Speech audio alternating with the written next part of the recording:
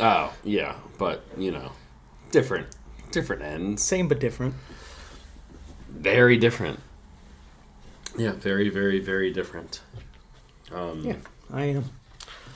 Yeah, you are. It's a quiet couple weeks of releases. Yes. This week but was... it's not terrible. This week is confusing It's very because confusing. you have Panini Signature Class.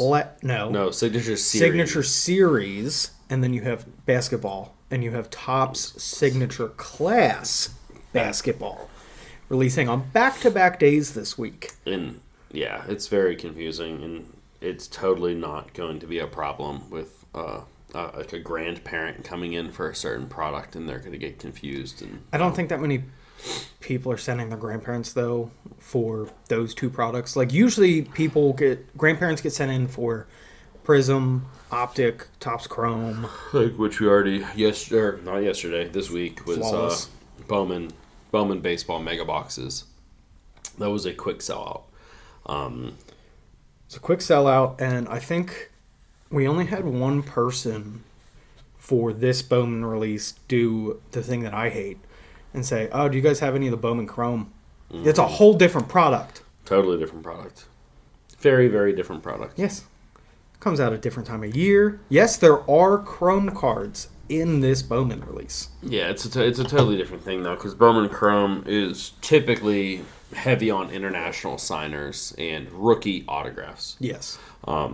Very little of actual draft picks are in Bowman Chrome. It's pretty much all international pool guys and actual RC rookie cards. So yeah, that one's confusing, and I think that they may I think they're going to be bringing back Bowman Draft cheaper SKU like Light or Omega or something. Good. Well, they did. Didn't they do? I think they did Mega last year. They may have. I don't know. I'm pretty sure they did, but there's too many Bowmans, which I think we determined they're not doing. Yes, they did. They did because it was there was no paper in those. Tyler was happy about that.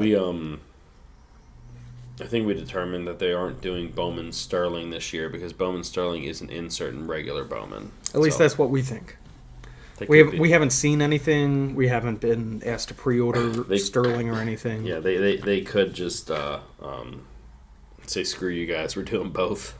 We're doing inserts and we're doing a product. I mean, I would be okay with that. I like Sterling. Other than that, there's not much release stuff. I mean, we have next week, I think, is Extended Series Hockey. Yeah, Extended Series Hockey. I think O-Pee-Chee Platinum, like, retail SKUs. Yeah, there's next some week. Leaf Hockey. There's some, like, random releases, but there's nothing major. I think Cosmic Chrome WWE is at the end of next week or the following week. There's end of May, early Extended June. Series is going to be major because they completely overhauled the makeup of the product. Because we're doing the debut patches and stuff. Yeah, they're doing the debut patches, but it's not just the one-of-ones. Like, there will be single-color swatches of a player's debut jersey. So I think that is going to excite a lot of people, where the MLB debut patches are great. One person gets to enjoy them. Yeah, I mean, the hype started last year with Extended with the OV Young Guns autographs. That was like I think that what's going to happen is Upper Deck is going to use Extended Series to add in like interesting stuff. Like you said, the debut patches, they did the OV thing. As we get closer to Crosby retirement, maybe they'll buy back some Crosby Young Guns, which those will be just absolutely berserk. We talked we talked last week about the hockey market starting to feel a shift in it. And a note on that, so I was debating bidding on a 2012 Prism Gold Crosby.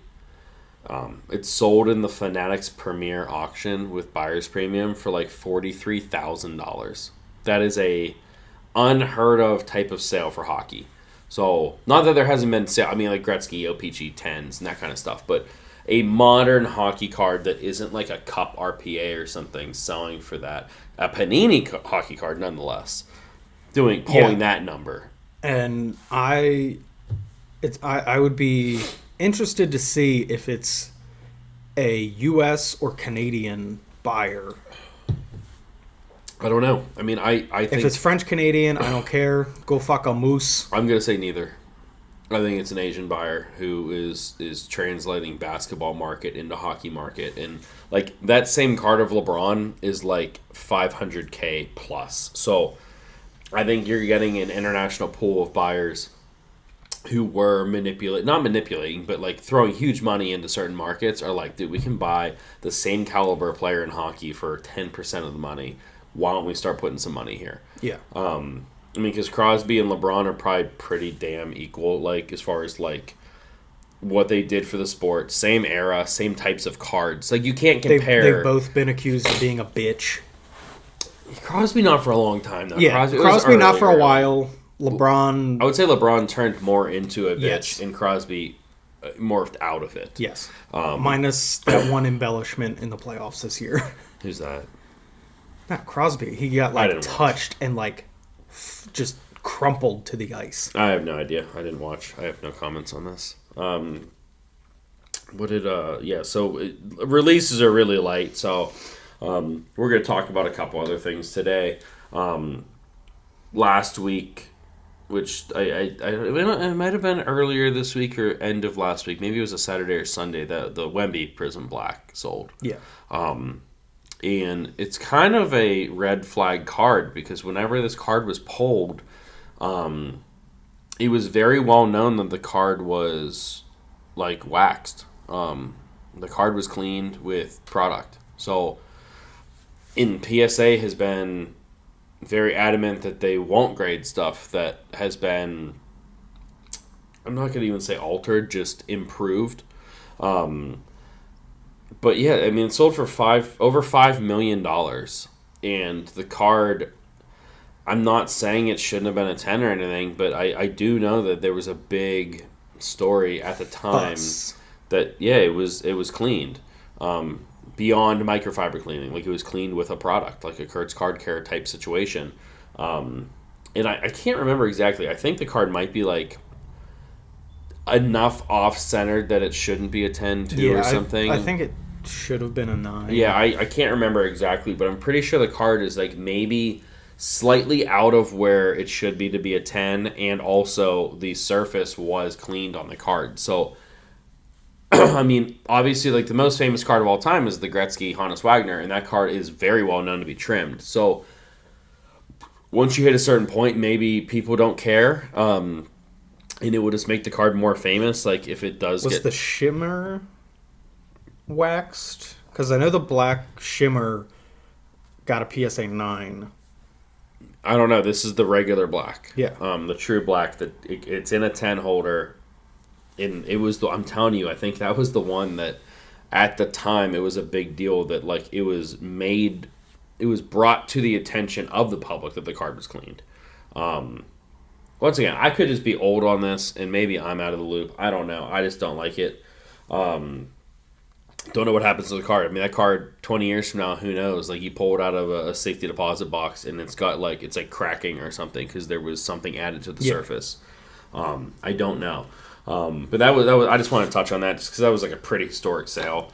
The Josh Allen Gold Shield did $1.35 million.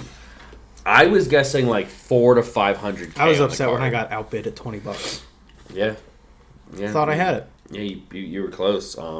I truly thought it was going to go for like 400 to 500K, and I was off by a lot. That is so much money for a Josh Allen card. And we were just talking, I think last week maybe, how there's like no modern, like recently, like football. the last 50 7-figure sales, none were football. So that goes in there, and then that comes down to the consideration, like, is a Topps partner buying this card like Dick's bought the Schemes? Did the Buffalo Bills buy the card to, like, put on display there or something? I'm sure Josh had no interest in buying this card. Maybe his wife bought it for him. She has money. Just casual gift. She has money. Yeah. Is he married? Yeah, to Haley Steinfeld. Oh, okay. I didn't know that. I thought they're married, though. Yes, they're married and they have a child. Congratulations. On all your success. On all of your successes, your millions of dollars, your Yes. your child, and your wedding. Do we have any events coming up? We do. We have trade night Saturday, May 30th. Trade night. Is Guar performing? I don't know. Maybe. I was going more Trapdoor, the Burninator. Nate's performing, but it is going to be Saturday, May 30th from 4 to 7. Couple quick reminders. One, we are doing no setups. Do not do like a little mini pop-up shop on the tables. We're just not interested in you doing that. It takes away from the vibes. It takes up too much space, and not as many people are able to enjoy the event that way. Another one is no sealed product. We are not allowing anyone to sell or trade sealed product at the event. Now, what if somebody brings maybe somebody has an XY Evolutions booster box. Maybe there's some exception to it, but nothing nothing ultra modern. Yeah, nothing from the last couple of years, because we likely have stock of it, or it's still going to detract from someone else purchasing sealed product from us. So while we don't charge for this event, it's totally free. There's very few rules, but I think the sealed thing is a big one, because I don't want someone coming in and they're hawking Chaos Rising ETBs when we have them inside. I'm just not interested in that happening. Like I said, respect us, respect our space. We are not charging. Respect our authority. Yeah, we're not charging for this. I think it's a very small ask that can be respected on that. We are likely ordering in pizza. We got our contact with Mr. John again. We're going to have porta potty outside, nice and clean, brand new. And this will be indoor, outdoor. We'll have a couple tents set up in the parking lot with some tables, chairs, no ladders. Yeah, no ladders. For people to use. You can go inside, outside, however you please. Like, I know outside ended up being a hotbed for Pokemon last time we had it. And inside was a little bit more sports leaning. I looked at the weather. It's going to be like low 70s and no rain. I think the outside part is honestly where most people should be. Like, just go out. If you want to go into the store to buy something, rip some product at the bar or something cool. But I think most of the trading is going to be happening outside. That would be good for us too. Also, another thing, we don't have enough material to cover up the bargain boxes probably, but we'd prefer if you just don't look at the bargain boxes at trade night. We're going to be covering up the player wall with like a sheet or something. We just don't want to have the eyes on all that stuff. I may make an effort for us just to cover the bargain boxes, because I don't want to have to deal with it. We'll figure something out. Yeah, we'll probably figure something out with that, because it's just it will take away from the event. Honestly, we're not there to we're not doing trades on that stuff anyway. So now we are going to be buying again. So if you have stuff you want to sell, you want to cash out, you got a vacation coming up, you want to start prepping for the National, getting a cash fund for that. We'll be buying high-quality slabs, raw, modern, like Hall of Famer, Superstar stuff, vintage, Pokemon slabs, high-end raw Pokemon, all that kind of stuff. We will be buying at we're less likely to trade at our own trade night. It will take too much time to work the deals out. But we will be buying stuff for cash at trade night. Yeah, like, we're not saying there will be no trading, but it takes time, because we go through and evaluate everything, and then we give you a number and store credit, and then people take forever figuring out what they want with that. And then they start asking, okay, well, if I take this, what's the difference in cash you could give me? And it takes up a lot of time from other people. Yeah. Agreed. On that note, National Prep is starting. We're starting to get our stuff prepared. We're starting to figure stuff out. Part of our National Prep is buying cards. So last week we had our buying event. It went very well. We completed 38 transactions.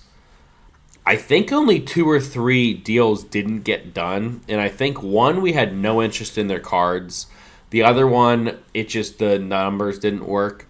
And then there may have only been like one other one. But I think we got almost every deal. 90+% of deals were done. So we're going to be doing another one of those. Pay attention to the socials. We'll promote it for at least a week this time. But I would say, I think we talked about maybe like Early to mid-July. Early to mid-July, just in time for the National. We'll be trying to buy heavy. So that helps give us stock for the National. If you're going to the National, that helps give you cash for the National. Also, sidebar, it is the National. There is no S at the end. It is not plural. It is not a cheerleading competition. It is not a cheerleading competition called the Nationals. Yeah, it's still crazy to me because we actually have some people who are like in the know on the hobby will still say Nationals. Yeah. And I'm like, what are we talking about here? Nothing on the company. The company in which promotes the show is called The National. It's the National Sports Card Collectors Convention. Never anywhere have they ever said Nationals. So please refer to it correctly before me and Nate run into traffic. Yes. I will double down on that and say it is Aldi. I don't know. Aldi's is a Pittsburgh thing, though. No, I hate it. Yeah, Aldi's is a Pittsburgh thing. Aldi's nuts. Aldi's. We bought I just want to mention a small thing that we can talk about for a second. We bought a pretty nice little Pokemon slab deal yesterday. Nate bought a raw deal, and then I bought a slab deal. I just want to talk about how important pop counts are on stuff. We bought a Celebrations Pikachu Illustrator Rare, right? It's just the regular Pikachu from the set. Yeah. The population on the card is like 40,000 some PSA graded copies, with only like 800 and some or 900 tens. It's like a 2%, 2.5% gem rate. If you are buying modern Pokemon especially, or modern sports, and it is a card that is not incredibly rare, like for sports, something that's not like numbered out of 100 or something, and Pokemon, really Pokemon's a different story, but if you're buying a card with the intention to hold for as a good long-term investment, and it has a massive pop count, you should maybe second guess that decision and go after something a little more rare. Most of the time. And then sometimes there's outliers like the Van Gogh Pikachu, which there's like 42 or 48,000 tens out there, and it's still a $3,000 card. Yeah, and it seems like that card is just one of those cards that like every higher end Pokemon collection seems to just want one of those in it. The alternative is that you could go after a black label of that card, and it might be touching Bubble Mew prices of $250,000, but it would have more rarity than just a PSA 10. But specifically, the Bubble Mew went for $600. I thought it was like 250,000 or something. You keep talking, I'll research. But I just think that that Pikachu card specifically, there had to have been a production issue with the card or something for there to be so few tens on that card. I mean, like a 2.5 to 3% gem rate on something is 236,000. Okay, I misplaced the 6. I was close. See, you I would have failed the Price is Right game where you have to put the digits in the right. Yeah, it's all right. Slot. It's all right. We're a team. But it's just I can't. I've never looked at like a lot of quantity of that card raw. But there had to have been an issue with the card because 2.5% is insane on the card's from 2021. It's not like it's like a 99 or 2000. I mean, there's more 10s on a Charizard than there are on this Pikachu card. What was this Pikachu card for the longest time value wise? It wasn't expensive, like right? $3. $3. They're about $7 raw now. $7. Yes. Okay, a 10 is $2,000. That shows you how hard this card is. I don't know what a 9 and an 8 are, but the population on 9s and 8s is crazy. Like a 9's like 8,000, and like an 8, there's like 20,000 8s or something. So my only guess is centering. There has to be centering issues with the card. Because there can't statistically be this many surface problems with these cards. Because there are other cards from the same era, same set, that are perfectly fine. So I just wanted to make a note on pop count. Just if you are looking to hop into some like higher end cards, like I would consider anything above $500 like higher end for most people. Check the pop count because like right now, like Wemby Mania is at full steam. don't go buying these Wemby like Prism PSA 10s. You're gonna fall into the same exact freaking trap that everyone did with Luka and Zion and Jason Tatum and Devin Booker and all these players. COVID in general. It will come back to bite you. We just bought a PSA 10 Prism rookie at the buying event of Zion. I think we paid $10 for it. It's like a $14 card or something. That card at peak was $900 or something, and for the longest time, it was a $150 to $250 card consistently for a while. But the pop is probably crazy. I know, like, the update rookies. An Acuna 10 is like a 40,000 pop gem. That is not a card you want to target. If we're talking about Acuna, you want to do Acuna. Go after one of the photo variations. Go after the bat down or the gray jersey or something. Same with Ohtani. If you're looking to get into the Ohtani market, don't go after the super common stuff. Hell, you're better off buying a PSA 9 of a numbered card than you are the PSA 10. But also don't get too obscure, because then, like, stuff that's obscure is obscure for a reason because people don't want it. Correct. I'm talking like go after, like, spend a little bit more money and go after something that's just a little bit more rare. Still a common enough card that it pops up and is sold consistently, but just don't go after some of these super high pop cards. Now, you can buy them if you're, like, trying to make a little cash with your interest and you want to buy, like, let's say at the beginning of the season you had bought 50 Yordan Alvarez Topps PSA 10s for $22 a piece. They might be $35 now and you can sell them. But I'm saying long-term hold stuff. Unless you just like the card. I'm not talking about people who are just collecting the card. They don't care about value at all. Buy the card. That's fine. If it's with the intention of future gains, really pay attention to that pop count. It's very important. On the same thing, I'm going to mention, because I know it came up a couple times while I was buying in the last few weeks. If you're buying vintage cards, eye appeal is so important. You just don't get it. Just because a card is a PSA 5 doesn't mean anything. You cannot just simply look at comps and say, like, okay, the last 5 did 165 to 220. Yeah, that 220 one's probably a perfectly centered card. The 165 one is probably at the farthest end of the zone that it can still get that grade. Yeah, you have to take into account why it got that grade, where it got that grade. Like, okay, if the back's all messed up but the front still presents nicely, it's going to sell for more money. It's going to sell for more money in the same grade than if there's another copy where the back is pristine but the front is messed up. I'm a big iconic card collector. I like cards that just have a history. 1955 Bowman. Love 1955 Bowman. But I tend, in my PC, to go after a lower grade copy that just has really good eye appeal.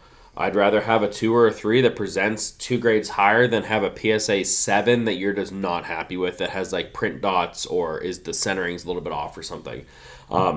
The same thing can be translated to a Pokemon card. Like, we just bought 2 Shadowless Charizards yesterday that are raw, that are low grade, but I feel like they look good. Yeah.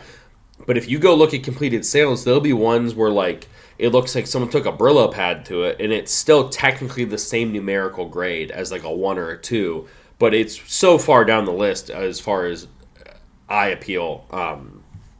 Especially, like, a crease, like if you're there's like a heavy crease to, like, Charizard's face, that one would be less appealing as one that had, like, a crease on the back of the card or paper loss on the back or something that they're same grade, totally different card. So just be cognizant of that. Like I said, just like Pop Report, do some research, take your time, especially on if you are looking to pop on a card that you are going to be dropping a considerable amount of money for yourself, whether that's $200, $200,000. It's all relative within the same space of, like, going after a card that presents the nicest within that grade. And if you want us to explain more, and if you're debating buying a card or something, you can bring a picture into the store or whatever, and we can give you our opinion on it. I know I've steered a few people away from buying cards recently. Back on that note too, we had someone reach out to us about a trade that they were offered on a card, and I told them they were going to get buried on the trade, and they thanked me, and they're not doing the deal. So, like, at trade night on Saturday, if you don't feel comfortable with the trade, find one of the guys and ask our opinion on it. We are more than happy to make sure that it's a good deal for both people so that someone doesn't get burned. Yeah. Because it's happened before and it's not good. What does this say? I don't know. You wrote it. I was just talking about the buying sale, just how it went. I think Buying sale. Yeah, I wrote it on and specifically that way because someone called us, asking like, I see you guys are having a big buying sale this weekend, and I was caught off guard with that, and now it's just in my head now. I'm calling it a buying sale now. Is it an oxymoron? Yeah. Am I? Yeah. Okay, that's fair. Yeah, the both are true. But it went very smooth. Jack and Jake were behind the bar buying. Like I said, they got deals done with almost anyone. I would say the only downside was it seemed like people came in waves. We'd have like 8 people at one time, and you would have to wait, 15 to 30 minutes or something. But then they'd have an hour and a half where no one was coming in. I don't know in an immediate way how we can fix that. We'll be looking into it. We'll try to see if we can Face the microphone. If we can figure it out.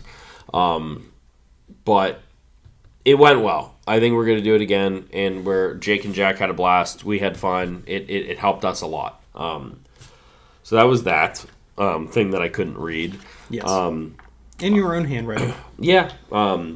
There is a rumor right now stirring that PSA is going to be shutting down subs that are below express level for several months to get caught up.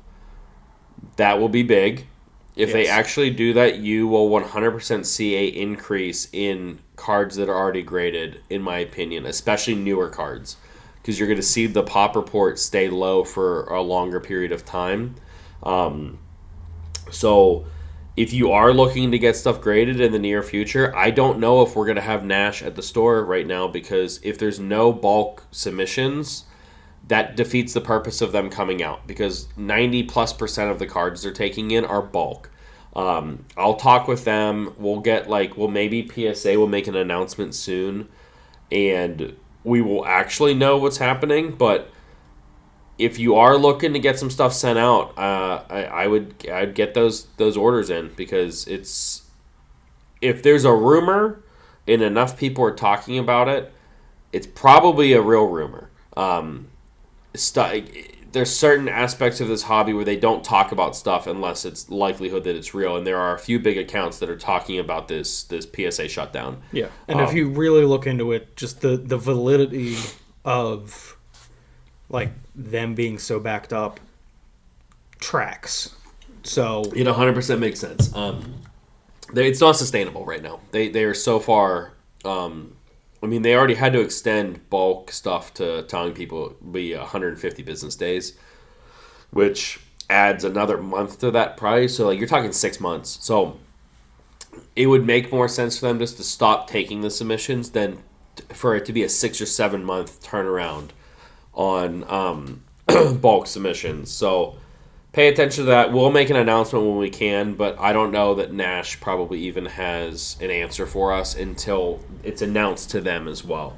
So I just wanted to make a note of that. Like I said, if you are looking to get some stuff done, you're either going to have to wait a while, or just not get the stuff done at all. There's certain cards that... Or use an alternative grader. Yeah, you can always use an alternative. CGC, SGC, Tag.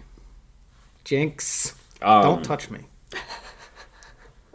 We're having some property work done at the store. You're going to see a little bit of a facelift to the outside. Specifically, right in front of the store, we're going to get some of that stuff done.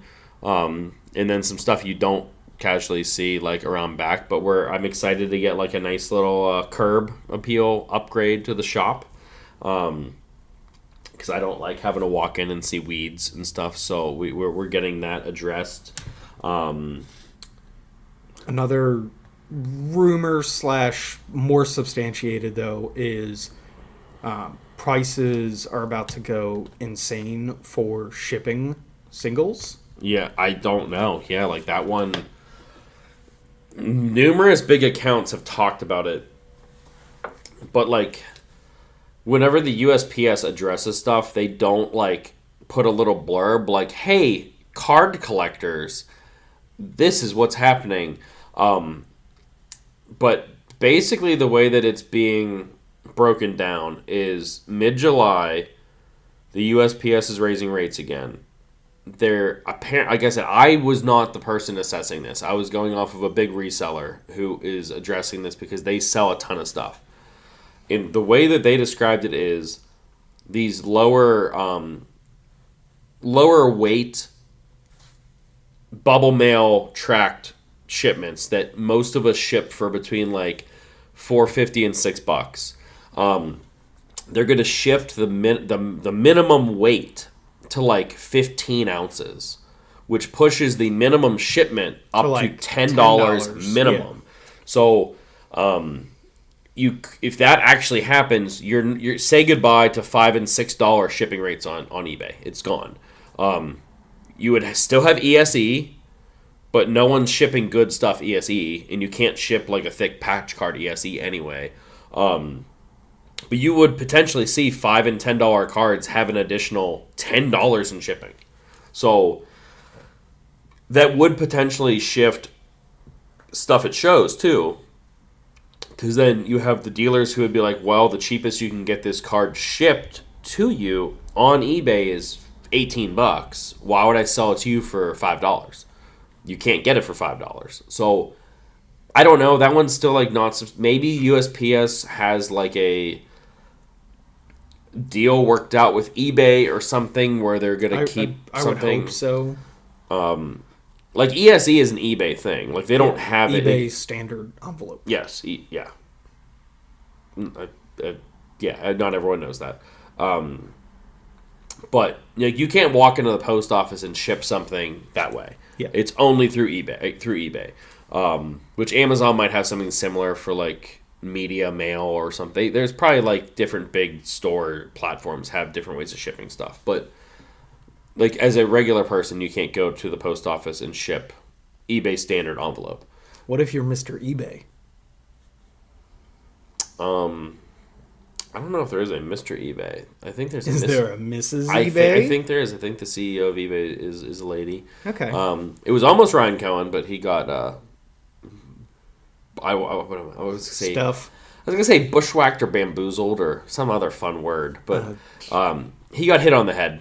He went strong with that hostile offer, and eBay was just like, no. Yeah, that was like the response. We're not taking that seriously.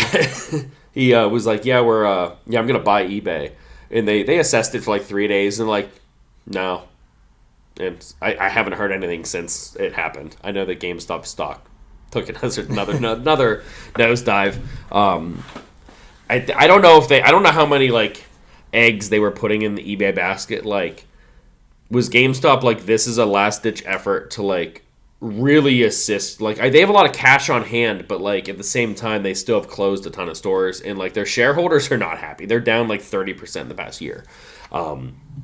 So they have all this cash on hand, but they're not making money at the same time. So I don't know if the eBay thing was like, we need this to happen, or else we have like 2 years left of sustainability. I don't know. I know the Pokemon community isn't happy with GameStop because GameStop pretty much just charges market price on stuff now. Yep.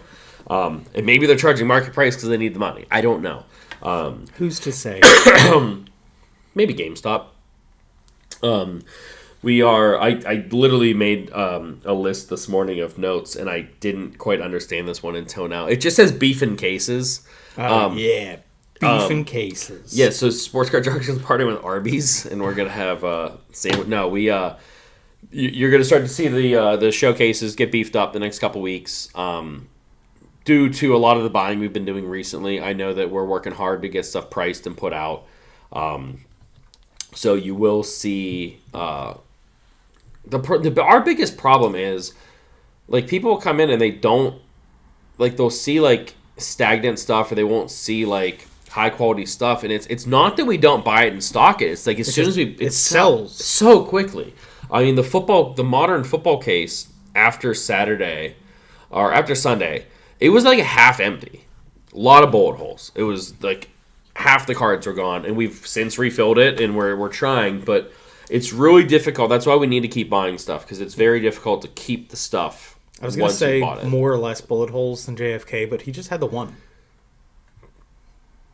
Allegedly. Allegedly, yes. Allegedly. There could have been numerous. Who's to say? Someone. The FBI. Nah, CIA. they won't say. I'd say they know. Yeah, maybe. I did have a funny note. We bought 17 Cabrian Hayes autographs either on Tuesday or last week. Maybe on last week. It was last week because it was the Otani too. So we bought 17 Cabrian Hayes autographs. They're not expensive. We sold all of them already. So that was a unique one where I think, we didn't make much money, but I've never seen a sell-through rate on a non-hot player before. Yeah. Like when the customer came in and was like, do you have any Cabrian Hayes autos? Like, we were like, are you sure that's what you want? But then not only did we sell out, we had a mom come back. Like, I need this Cabrian Hayes autograph you guys had. I was like, oh, we just sold it like an hour ago. Someone just bought it. So, like, we've seen it with Skeens. We've seen it with Crosby where we stock stuff and, like, it's gone immediately. Otani. So, Cabrian Hayes is the latest athlete to disappoint children. Yes. At least a child. He disappoints a lot of people batting, like, 120. But, yeah. The Cabrian thing was just really funny. I wanted to do a couple little spotlights that me and Nate are paying attention to on our own. Nate is you can talk about your call that you originally got made fun of for that you're feeling very good about. You're feeling way better about. So I have been all aboard the Riku Nishida train since it wasn't even a train. Just I saw his auto a couple years ago in Bowman. He signs in kanji. I thought it was interesting that he's born in Japan, went to high school in Japan, went to college. He went to a junior college in the U.S., then went to Oregon, then got drafted. And I looked at his stats, and yeah, he's not flashy in the sense that he has absolutely no pop in his bat. No power. But he's a very small gentleman. Yes, he's very small. But as we've already seen in the couple games that he's been called up, he has a cannon for an arm in right field. But all the guy does is walk, single, and then steal and score runs. So he's Billy Bean's wet dream as a player. Yeah. He's a perfect numbers guy to have on your team. And just has this exciting energy around him, and like a year or two ago, I posted on the baseball subreddit saying why aren't more people talking about this guy? Because he's never cracked their top 30 prospect list. The White Sox or MLB? White Sox. He had never cracked the top 30 of the White Sox. No. That's crazy. I don't understand it. And people are like, oh, well, you don't understand the White Sox organization and all the talent we have in there, and oh, you're stupid. And who's stupid now? Did you go back and comment? No, because they deleted my post because of how much hate I was getting. They're you're being bullied. No, they were like, oh yeah, the bullies are right. We're taking your bullshit down. Well, guess what? I was fucking right, you dicks. You should make a new post. Be like, hey, dicks, I was right. They'd probably ban you or something. Oh yeah, most likely. Reddit's kind of soft. Reddit's kind of soft, especially the baseball subreddit. I think you should make a Twitter that you can put your takes on Twitter, because they don't fucking care on there, and you could just say whatever you want. Well, and then I wouldn't be able to share it to the baseball subreddit. They will not accept any links to X. No, I'm saying start your own. In general, basically start a blog on Twitter where you can put your takes, and just no one has a say in them being the fact that you didn't delete it and they deleted it is so stupid. Yeah. It's not like you were bitching about being bullied. You're I don't care. People can just make fun of it. Whatever. It's not like you were I'm being mean to me. I'm being mean to me? Yes. I mean, I am mean to myself every day. Yeah. That's called depression. But yeah, that was your spotlight. My spotlight. Were you done with yours? I think so. Oh, I do think it's funny that the White Sox do have like the perfect like Danny DeVito, Arnold Schwarzenegger situation with Rinku and Munetaki, where Munetaki's just like, I hit the ball so hard and far, but I don't do much else. And Rinku's like, I do everything except for hit the ball hard. Yeah. And they like form the perfect player. Yes. Which means, and for me, it's even more exciting because I already know Series 2 baseball is going to have Murakami, Imai, and Okamoto in it. And Nishida, since he got called up now, is going to be Series 1 next year. Yeah, he won't so, be like, update for sure. No, because his top snail card, I don't know if people pick up on this or know this, when a player gets a top snail card, like Riku Nishida just got one, instead of the rookie logo being on it, it just says call up. But like Munetaka Murakami's stuff all year, his top snail stuff has had rookie logos on it, which means he's going to be in 2026 products as a rookie. So if you see somebody with a call up, it means they're not getting their rookie until the following year. Thank you for that knowledge. My spotlight is someone that I think is not getting appreciated. Me. Andy Pages is so freaking good. And I was like, I'm trying to rack my brain around it because like I just bought a Pages, like a nice like numbered autograph. It's like $30. And I was trying to deep dive like what the problem is. Like he's only 25. He plays for the Dodgers, and he's batting .303, 13 home runs, 50 RBIs.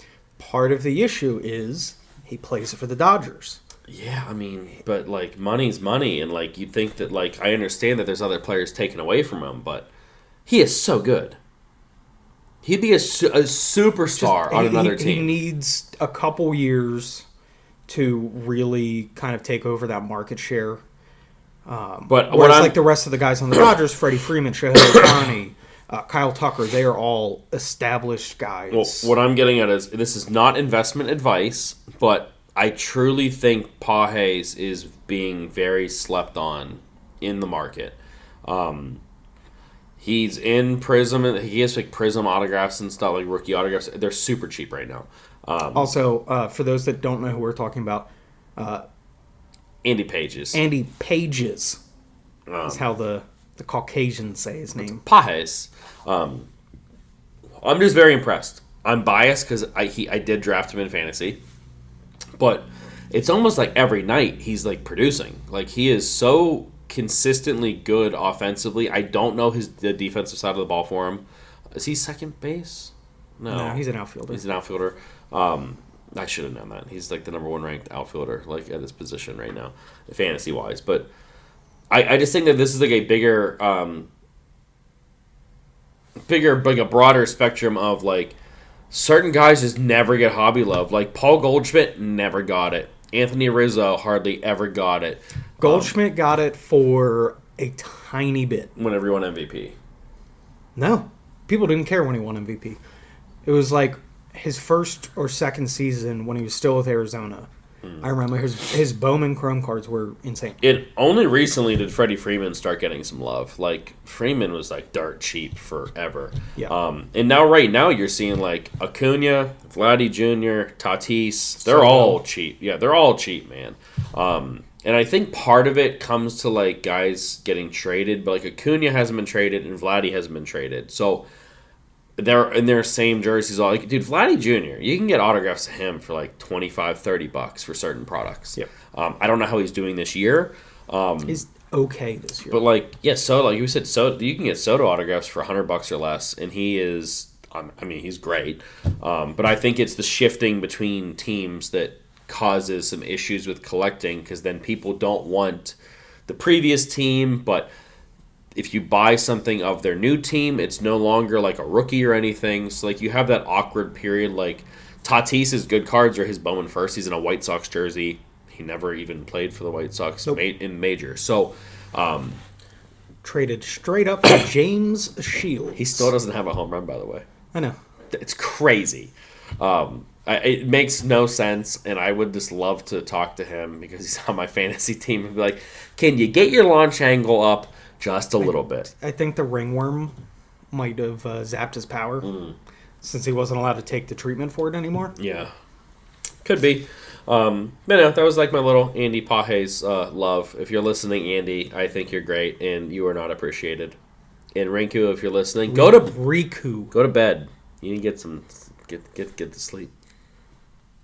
We're recording this at 11 a.m. No one knows when we're recording this. I'm not saying what day. He might be listening at night. You never know. Get tucked into bed, buddy. But no, it's the hive mind is real for just baseball in general, sports in general, and then in fantasy there's a different hive mind, and then in collecting there's a different hive mind. Can you say hive mind again? Could you say pop one more time? Or, what did I say? Pop. When we were talking about pop counts. Oh, that's just all I can think of is like Resident Evil. Whenever you say hive mind. Yeah. I think of Grave Mind from Halo. I'd like to watch Resident Evil now today. I want to see the new one because the director is very, very good. Is Mila in it? No. Oh, different storyline. Yes. Okay, so different character. And like nothing relating to the games. Okay, so it's like a new concept movie. Yes. This is our cinematic section of the podcast. Yes. Which me and Nate had dinner with a couple fellows that are younger than us last night. And they had never seen Boondock Saints, and we're like, what is happening here? What other like great movie had they not seen? I forget, but like we had to reassure them. We're like, okay, you need to watch Boondock Saints. This is not just us recommending a movie because we watched it as a kid and it's nostalgic for us. No, it's one of the best movies of all time. It's a fantastic movie. Some of the best acting, like for all like I said, William Dafoe is unbelievable. He's probably the best acting job in the movie. Oh no, I remember what it was. They're like, yeah, that old movie, Tropic Thunder. Oh yeah, that's an old movie. Gosh. We're like, no, it is not. They were like, what's that old movie where Robert Downey Jr. was a black guy? We're like, oh, no, like that's not old. No. It's not old. Stop. And then we checked, and it's 08? 18 years old. 08 or 09 it came out, and we're like, that's not old. No. Old. I think the term old, it has to be, a movie from the 80s. Even 90s, I can't consider old movies. I can get behind the 90s being old. For me, my mental capacity to handle old is, okay, was it released on VHS? Okay, yeah. What was the last year they were popping VHS tapes out? Probably early to mid 2000s. You think they hit the 2000s? Yeah. Okay. Because DVDs didn't really hit until like 01. Well, yeah, it has to because I have when we were bootleg recording pay-per-view events for wrestling, they were on VHS tape until like 03. I need to find those, and I need a VHS player TV. And there's so much money, and I don't want to pay for it. Get one of the Shrek ones. The Shrek DVD player? No, the Shrek TV. VCR TV combo. Yeah, the VCR TV combos right now are selling for like $200 because every millennial wants one for like in their kitchen now. And I swear, like, you could have bought that 5 years ago for $5, $10. We need one. We need one in the shop to put over at the bar and put like old sports 1990s stuff. highlights. Those old 2008 highlights. The Jason Bay highlight reel that's old. Oh man. Yeah, that one hurt my back hearing that. Kind of movie related. I had this rattling around in my head. Rattling. When I couldn't sleep the other night. It's related to The Matrix. So you know how they download, like, a skill into Neo's mind, like, and he says, "Oh, I know Kung Fu." Mm-hmm. If that existed, would you do it? But the catch is, okay, we can download a skill into your mind, but however long in hours it takes to like actually learn that skill, you lose like your brain power at the end of your life. Oh, so like if you want to download all these skills, let's say you're 82 and you live to be 84 and you've used 2 years worth of downloads, you're a vegetable the last 2 years? Yes. Would you know you are, though? You're like trapped in there? Like... It's not just about that, though. I was like, okay, well, my initial thought was, well, I'm not going to know.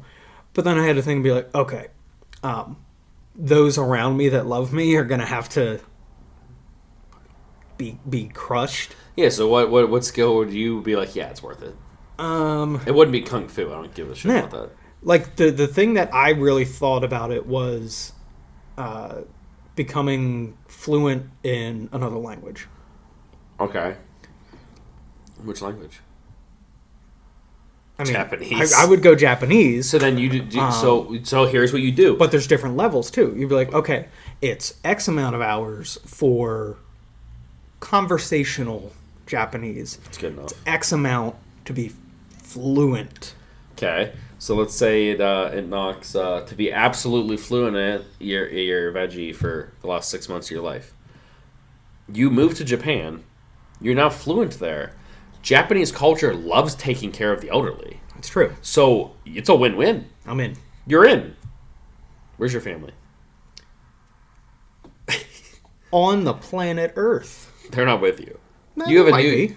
Yeah, you have a new Japanese family. Well, no, because if you bring your current American family over, they don't have the core value of wanting to take care of the elderly in the same fashion. You need to befriend... They will learn it over time being in that environment. Or you download the empathy into them of wanting to take care of their veggie dad. Is that like the scrub daddy? The veggie dad? The veggie dad. But no, yeah, that would be the perfect culture for you because, like, in Japan, like, the elderly, like, all they do is take care of them. You're in. Yeah. You're in, daddy. All right. You can go to all these different places and be fluent. So what skill would be worth it for you? Ooh. I don't know.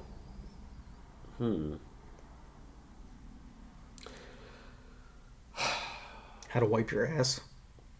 No, I don't need that one. If I'm moving to Japan too, I can just use their toilets. Oh, you're moving there with me now. I love Japan so much. Japanese culture is my passion. No, I don't know. I don't know how to do much with my hands. Like, I can't, like, build a shed and that kind of stuff. I'd like to have, like, contractor skills. But no, there's not too many skills I want that I don't have. Like, I'll make it through somewhere like an overseas trip with just my dumb American mind, and I'll figure something out. I don't know, probably some sort of like survival skills or like contractor type skills, or maybe, like, tax law now, so like we could do everything in house. Don't have to bring in somebody outside. I don't know that that's worth. I don't know that amount of money we pay is worth the vegetable side of it, the veggie tails, if you will. No, it would probably be being better at like fixing stuff. I'm not good at it, and I also part of it is I don't have the want to do it. Like, you can learn how to do stuff. I'm not learning how to like change a garbage disposal. I'm just not doing it. I love working with my hands because like I grew up playing with Legos, so like that kind of stuff just excites me. That, and my dad is a contractor, so like I learned some of this stuff growing up. Well, and I'm good at like I can build furniture and stuff, but like I'd like to from scratch. No, I'd like to from scratch. Like, I would like to build an outbuilding for cards. Everything's gonna be card related anyway, so it's like I want to custom make card shit. Like, I would like we're sitting in an office right now. I'd like to have absolutely perfectly custom built shelving that like just perfectly fits like 4-row boxes that are completely separate, so there's not weight on each other, and you just have like a wall of 200 4 rows that are perfectly labeled with the perfect perfect fit. Say perfect one more time. Perfect order. I would probably go towards shoe boxes. Well, you build your own one with your skill. Okay. You add another 6 months. No, I don't need to add any. That one's going to take me a decent bit of trial and error, but I know what to do. Yeah, I mean, I know the concept as well. It's just actually doing it that would be the nice finish work. That it would be perfect. I like perfection. It's all right.